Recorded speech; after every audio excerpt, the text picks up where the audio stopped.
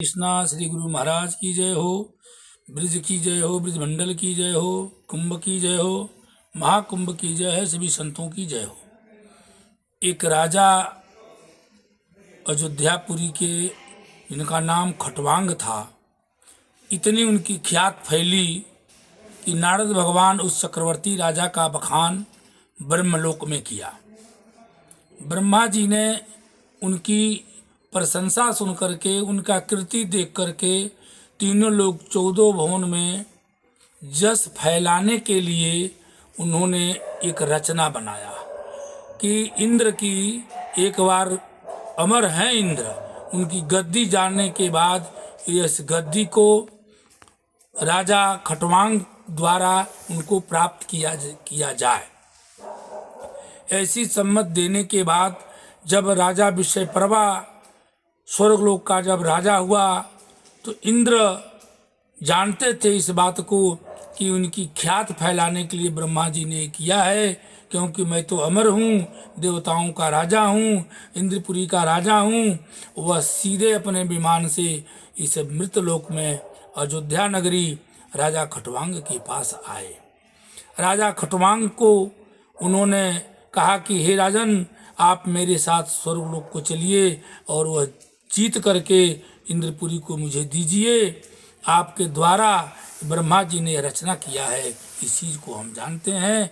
ब्रह्मा जी की कही हुई अनुसार, उस रचना के अनुसार इंद्र जब इनको लेकर के वहाँ पहुँचे, राजा बड़ा प्रसन्न हुआ और वहाँ जीत करके और इंद्र को जब राजगद्दी दे दी तो इंद्र ने कहा कि हे राजन, हमसे तुम कोई वर मांग लो, कोई वरदान मांग लो। राजा के मन में गलान हुई ऐसी कि ये क्या दे सकता है हमको, जिसकी गद्दी चली गई, वह आदमी, वह राजा अपनी गद्दी नहीं बचा पाया तो हमको क्या वरदान देगा। उसकी मन की बात जान करके इंद्र ने कहा, हे राजन, तुम्हारी ख्यात को फैलाने के लिए ब्रह्मा ने रचना किया था, ये वरदान देने की सामर्थ्य हमारी है, और तुमने जो ये अहंकार किया कि मैंने गद्दी दिया, इसलिए तेरा सारा पुण्य क्षीण हो गया, समाप्त हो गया है। इंद्र के पैरों में राजा गिर गया और कहा कि हे प्रभु, आप हमारे मन में जो गलान थी उस गलान को अब समाप्त करो, मेरे अहंकार को समाप्त करो और मुझे यह बताओ कि मेरी आयु कितनी है। उन्होंने कहा कि तुम्हारी आयु बस 2.5 घड़ी बच गई।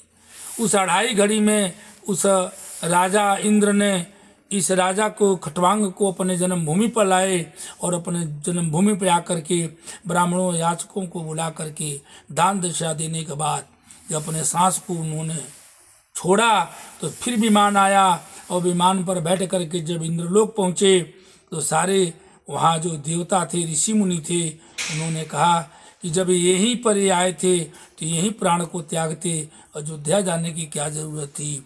इंद्र ने कहा कि ये तो प्रमाण है ब्रह्मा का कि जो अपने जन्मभूमि पर अपने प्राण को त्यागता है उसको सीधे स्वर्गलोक होते हुए इंद्रलोक और महान लोक में वह जाता है, वैकुंठ लोक तक जाता है। इस उनकी आयु अपना जब राजा ने सुना तो बोला कि हमको अपने जन्मभूमि पर भेज दीजिए। अपने जन्मभूमि पर इंद्र ने उन्हें छोड़ा और अपने शरीर में आकर के अपना सब दान पुण्य करने के बाद जब विमान से पहुँचे इंद्रपुरी तो उन्होंने, देवताओं ने कहा कि अभी तो यहीं गए थे, यहीं प्राण छोड़ देते, वहाँ जाने की क्या जरूरत है। इन्होंने कहा कि जो अपने जन्मभूमि पर मरेगा कलयुग में वो सीधे स्वर्गलोक होते हुए वैकुंठ लोक धाम को जाता है, लेकिन इसलिए कलयुग में कोई अपने जन्मभूमि पर नहीं मरेगा। बहुत जो भाग्यशाली होगा अपने जन्मभूमि पर मरेगा, न तो अपनी जन्मभूमि को छोड़ करके हॉस्पिटल में, रास्ता में, अंत जगह जा करके मरेगा, अपने जन्मभूमि पर नहीं मरेगा। तो ऐसे महान राजा थोड़ी सी अहंकार करने से उनका पुण्य क्षीण हो जाता है। तो यहाँ छोटे छोटे समय पर लोग अपनी अहंकार का दिखाते हैं, बल का दिखाते हैं, धन को दिखाते हैं।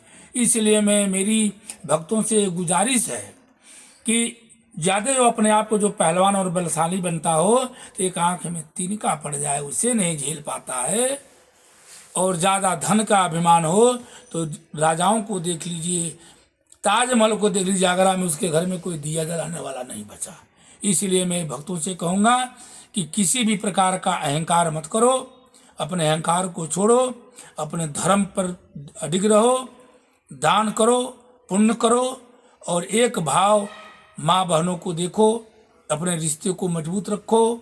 इसे जीवन में मानव जीवन बड़े भाग्य से मिला है। जय श्री राधे, जय श्री कृष्णा।